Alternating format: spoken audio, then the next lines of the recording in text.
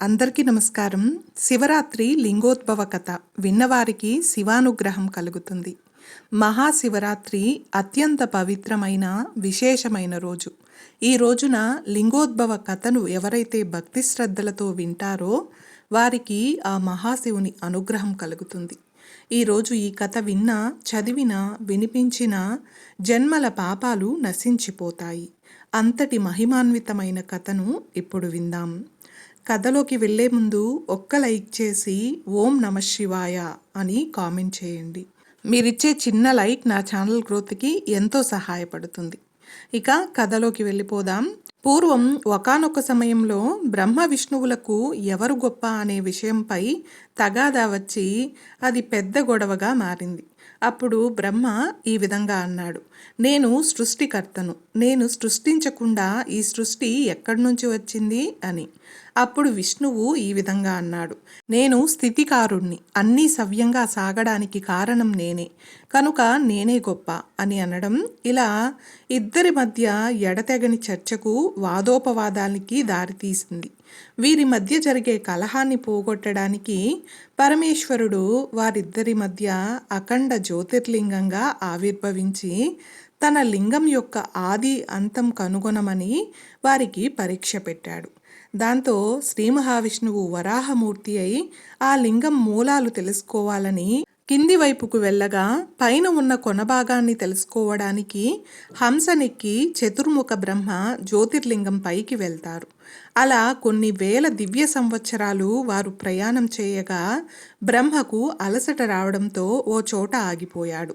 ఆ సమయంలో పైనుంచి పడుతున్న ఒక మొగలి పువ్వును పట్టుకొని నువ్వు ఎక్కడి నుంచి వస్తున్నావు అని బ్రహ్మ అడిగితే అప్పుడు మొగలి పువ్వు నేను శివుడి తలపై నుంచి కింద పడుతున్నాను అని సమాధానమిచ్చింది. ఈ శివలింగం పైభాగం ఇంకెంత దూరం ఉందని ఆ కేతకీ పుష్పాన్ని బ్రహ్మ అడుగగా అందుకు అది సమాధానమిస్తూ నేను ఇలా పడడం మొదలుపెట్టి కొన్ని వేల దివ్య సంవత్సరాలు అయిందని బ్రహ్మకు చెప్పింది. అయితే ఆద్యాంతరహితమైన శివలింగాన్ని కనుక్కోలేక మొగలి పువ్వుతో బ్రహ్మ ఈ విధంగా అన్నాడు, శివలింగం పైభాగం నుంచి నేనే నిన్ను తీసుకొచ్చానని శివుడికి చెప్పాలి అనడంతో అందుకు ఆ కేతకీ పుష్పం అంటే ఆ మొగలి పువ్వు కూడా అంగీకరించగా అప్పుడే అక్కడికి వచ్చిన కామధేనువును కూడా సాక్ష్యం చెప్పాల్సిందిగా బ్రహ్మ కోరాడు. దీంతో ఆ రెండింటినీ తీసుకుని పరమశివుడి వద్దకు చేరాడు బ్రహ్మ. అప్పటికే మాయామేఘం వీడిపోయిన శ్రీ మహావిష్ణువు తాను ఈ లింగం ఆదిని కనుక్కోలేకపోయానని నిజం ఒప్పుకున్నాడు.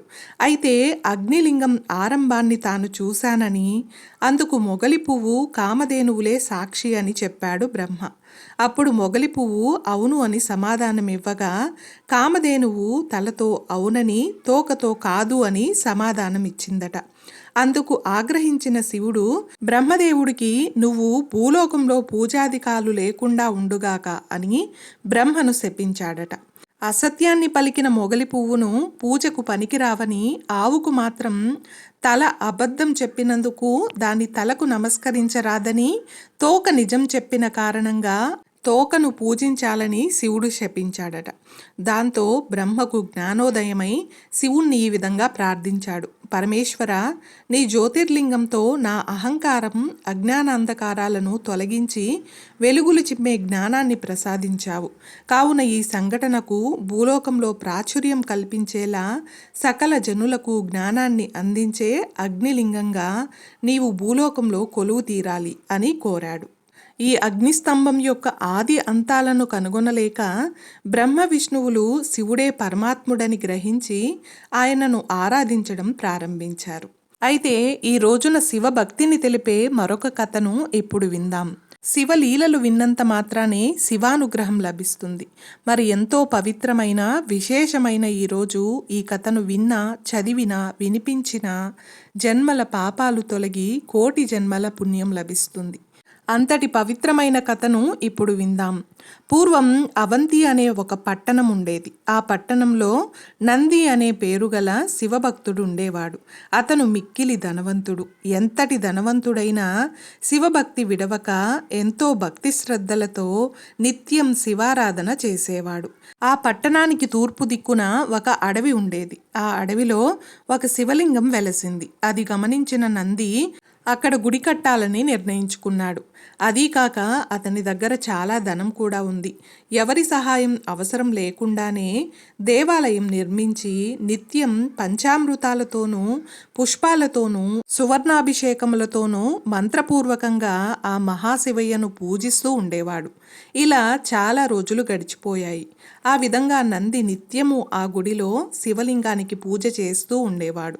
ఇలా ఉండగా ఒకరోజు ఆ పట్టణానికి దగ్గరలో ఒక గ్రామంలో నివసించే కిరాతుడు అంటే వేటగాడు తన కుల వృత్తి ప్రకారం పక్షి వేటకై బయలుదేరి ఆ అడవిలోకి ప్రవేశించాడు. అలా అడవిలో కొంత సమయం తిరిగి వేట ముగించుకొని అలసిపోయి ఇంటికి వెళ్లే మార్గంలో అడవిలో ఉన్న శివాలయాన్ని చూశాడు. వెంటనే ఆ కిరాతుడు శివాలయంలోకి ప్రవేశించాడు. అక్కడ గుడిలోకి వెళ్ళి శివలింగం చూసిన వెంటనే ఆ కిరాతునికి ఏదో తెలియని భక్తిభావం కలిగింది. ఆ విధంగా శివలింగానికి పూజ చేయాలనే బుద్ధి పుట్టింది.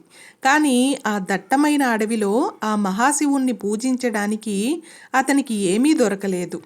అన్నింటికీ భగవంతుడే ఉన్నాడని నమ్మకంతో దగ్గరలో ఉన్న సరస్సు దగ్గరకు వెళ్ళి నోట్లోకి కొన్ని నీళ్లు తీసుకొని పుక్కెట పట్టి అక్కడున్న మారేడు ఆకులను కొన్ని తీసుకొని ఆలయంలోకి ప్రవేశించాడు. ఇంతకు పూర్వమే ఉదయం నంది అనే శివభక్తుడు శివలింగానికి పూజ చేసి ఉన్నందువలన ఆ శివలింగంపై రత్నాలు పుష్పాలు ఉన్నాయి.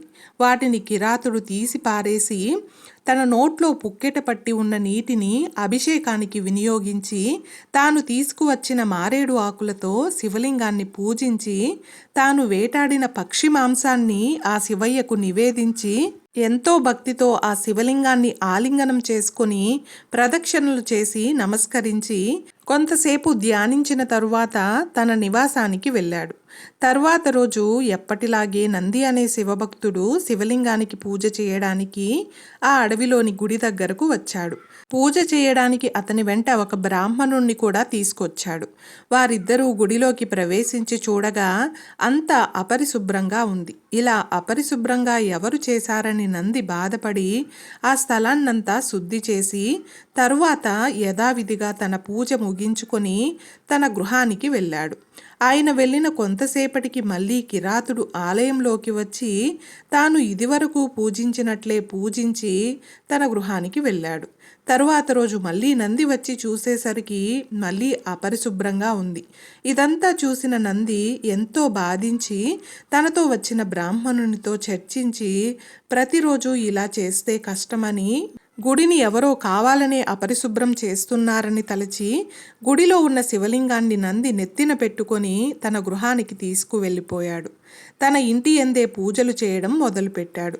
శివలింగం తీసుకుని పోయినంత మాత్రాన సర్వవ్యాప్తి అయిన ఆ సదాశివుడు ఆ గుడియందు లేకుండా పోతాడా? అంత మాత్రాన నిశ్చల భక్తి తత్పరుడైన కిరాతుని పూజా విధానమునకు భంగం కలుగుతుందా?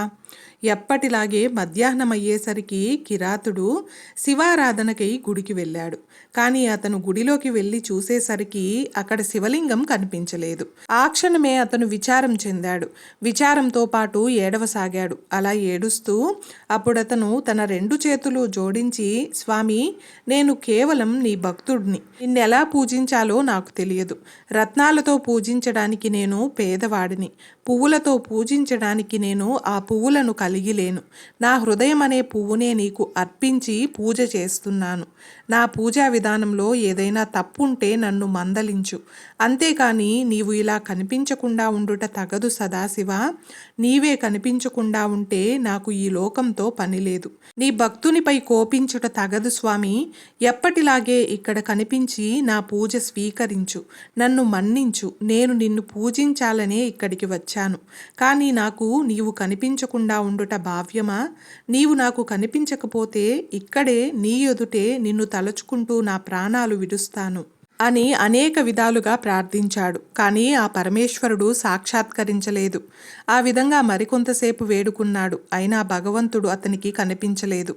అప్పుడు ఎంతో భక్తి తత్పరుడైన ఆ కిరాతుడు తన జీవితంపై విరక్తి చెంది ఇక ఈ జీవితం నాకు అవసరం లేదని భావించి హరహర అంటూ శివనామ స్మరణ చేస్తూ తన దగ్గర ఉన్న కత్తితో ఒక్క వేటున తన శిరస్సును ఖండించుకున్నాడు. ఇక వెంటనే అతని తలను అంటించడానికి కైలాసం నుండి పరమేశ్వరుడు ప్రత్యక్షమయ్యాడు. అప్పుడు దివి నుండి దేవదుందుబులు మ్రోగాయి, పూల వానలు కురిశాయి. బ్రహ్మాది దేవతలు మహేశ్వరుణ్ణి కీర్తించారు. నారదుడు శివగీతమును పాడుతూ నృత్యం చేస్తూ వచ్చాడు. ఈ విధంగా ప్రకృతి అంతా ఎంతో రమణీయంగా మారింది. అంతటా శివ ప్రేరితుడైన నంది భక్త శిఖామణియగు కిరాతుణ్ణి దర్శించుటకు అన్నట్లుగా గుడిలోకి ప్రవేశించాడు. అతను గుడిలోకి రాగానే పరమేశ్వరుని ముందు చేతులు కట్టుకొని నిల్చున్న కిరాతుణ్ణి చూసి ఆశ్చర్యపోయాడు. మరుక్షణమే ఆ నంది తన అవివేకానికి సిగ్గుపడి సదాశివుణ్ణి అనేకసార్లు భక్తితో ధ్యానించి భక్తగ్రేసరుడైన కిరాతుణ్ణి కౌగలించుకొని, నీ మూలంగా నా జన్మ తరించింది. ఇదివరకు కేవలం నిన్ను మూర్ఖునిగా అనుకున్నాను. నన్ను క్షమించు. అసలు నిజమైన భక్తుడు అంటే నీవే అని కీర్తించాడు. అప్పుడు పరమేశ్వరుడు నందిని చూసి, ఓయి భక్తనంది, నీవు కూడా నాకు నచ్చిన వాడివే. మీరిద్దరూ సూర్యచంద్రులు ఉన్నంత వరకు నా వద్దనే ఉండెదరని పలికి ఆ మహాశివుడు వారి ఇరువురిని తీసుకుని కైలాసం వెళ్ళిపోయాడు. కాబట్టి భగవంతుణ్ణి పూజించడానికి జాతి మత భేదాలు ఉండవు. పూజా సామాగ్రి, రత్నాలు, పువ్వులు ముఖ్యం కాదు. నిర్మలమైన భక్తితో నిశ్చలమైన మనసుతో పూజిస్తే ఆ పరమేశ్వరుడు ప్రసన్నుడవుతాడు. చూశారు కదండి, ఈరోజు మనం లింగోద్భవ కథ అలాగే శివలీలలు తెలిపే మరొక కథను గురించి కూడా తెలుసుకున్నాం కదా. ఈ వీడియో మీకు నచ్చినట్లయితే ఒక్క లైక్ చేసి నా ఛానల్ని సపోర్ట్ చేయండి. ఇంకా మరెన్నో ఇంట్రెస్టింగ్ వీడియోస్ కోసం నా ఛానల్ని సబ్స్క్రైబ్ చేయండి. Thanks for watching.